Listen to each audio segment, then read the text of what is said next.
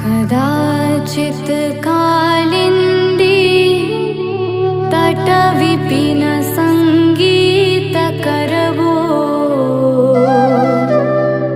मुदा भीरी नारी वदन कमला स्वाद मधुपा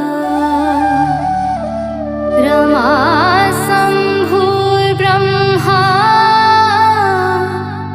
मरपति गणेशार्चितपदो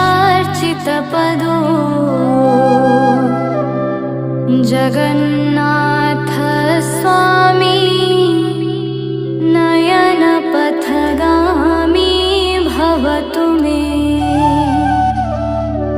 भुजे सबे वेणु शिरसि शिखि पीच्छं कटितटे।